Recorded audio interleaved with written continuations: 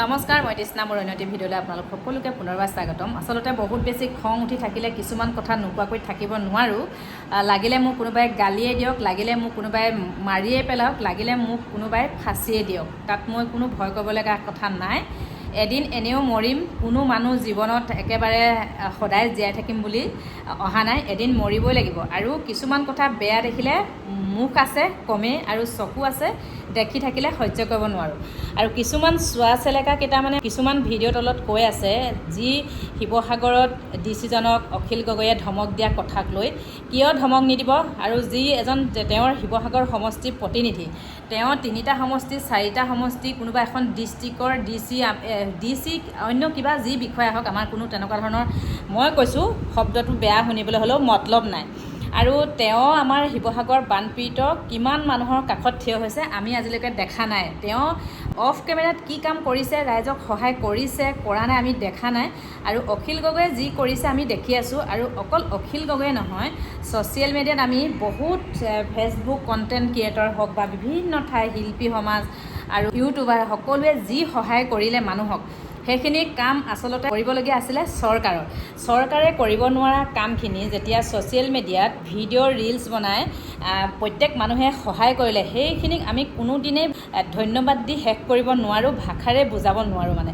সেইকাৰণে মই ক'ব বিচাৰিছোঁ, যিখিনি চৰকাৰৰ কাম আমাৰ জনসাধাৰণে মানুহৰ বানপীড়িত মানুহৰ কাষত থিয় হৈ যিখিনি কাম কৰিলে, ইমান কোনো চৰকাৰে কৰা নাই।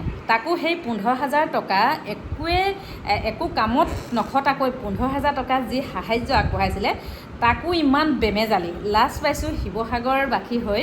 আৰু আজি যিখিনি মানে চোৱা চেলেকা কেইটামানে কমেণ্ট দি আছে, এজন ডিচিক সন্মান কৰিব নাজানে বুলি, এতিয়া তাত কোনো সন্মান অসন্মানৰ কথা নাই।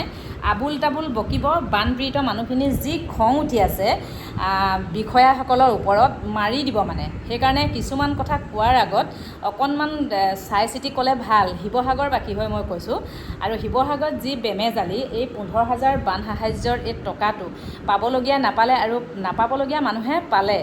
তাক লৈ আচলতে যোনে যোনে নাপাবলগীয়া মানুহে নামভৰ্তি কৰিছিলে, সেই মানুহখিনিক এটা উচিত তদন্ত কৰক। যিসকলে তেনেকুৱা পইচা পাইছে আচলতে পাবলগীয়া মানুহক দিবলৈ ব্যৱস্থা কৰক। মানুহখিনি ইমান হাৰাশাস্তি হৈ থকাৰ পাছত এজন জনপ্ৰতিনিধি হৈ দায়িত্ব আছে, এজন বিষয়াক প্ৰশ্ন কৰিবই।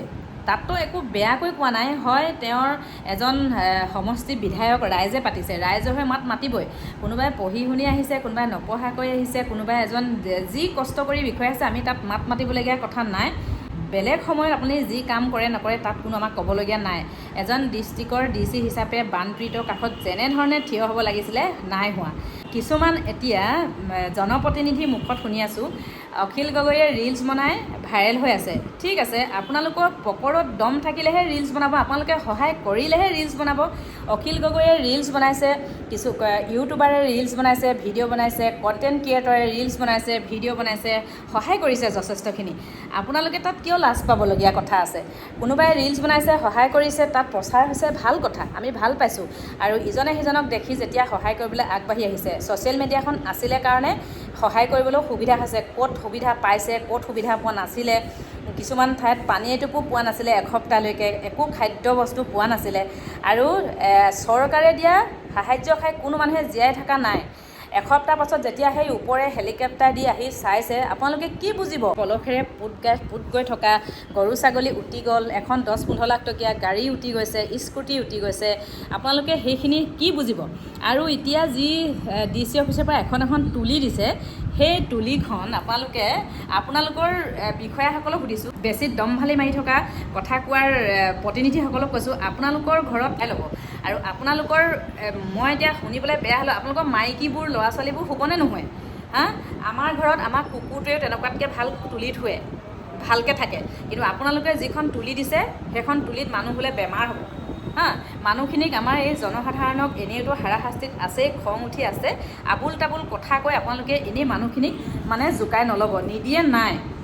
কিন্তু যিখিনি আপোনালোকে কাম কৰি আছে কামখিনি ভাল কৰি দেখাওক, তেতিয়া মানুহখিনি অন্ততঃ অলপ শান্তি পাব। আপোনালোকে যিবোৰ ইটিকিংমূলক ইজনে সিজনক যিবোৰ ভাষা হিংসা, আপোনালোকৰ এজন জনপ্ৰতিনিধি আপোনালোকৰ ওপৰত ভৰসা কৰি জনসাধাৰণ থাকে, গম পায়। আপোনালোকৰ জনপ্ৰতিনিধি ৰাইজে আপোনালোকক পঠায় আমাৰ নিজৰ প্ৰয়োজনীয় আমাৰ যোনখিনি দৰকাৰী কথা ক'বৰ কাৰণে সদনত উপস্থাপন কৰিবৰ কাৰণে পঠায়। আপোনালোকে কি কৰে, কোনোবা এজনে যদি ভাল কাম কৰি যদি কাৰোবাক প্ৰশংসা কৰে আপোনালোকে হিংসাত জ্বলি পুৰি দমন কৰিবলৈ বিচাৰে। নহ'ব। আজিকালি প্ৰত্যেক মানুহে শিক্ষিত হ'ল, প্ৰত্যেক মানুহে বুজি পোৱা হ'ল, আপোনালোকৰ চল চতুৰিৰ কথা সকলোৱে বুজি পোৱা হৈছে। আৰু এই কঠীয়া সিঁচি যিবোৰ কঠীয়া সিঁচি ৰাইজক আপোনালোকে কিমান মানুহক আপোনালোকে কঠীয়া বিলাব, এনেই দেখাক দেখি কঠীয়া সিঁচি অলপ এজন যে পিজু হাজৰিকাই এটা ভিডিঅ'ত কৈছে বোলে অলপ তাৰমানে অকল ভিডিঅ' মেন, মানে ভিডিঅ'টোৰ কাৰণে ৰাইজক দেখাবৰ কাৰণে মানে গছকি কঠীয়া সিঁচি দেখালে, নহয়নে?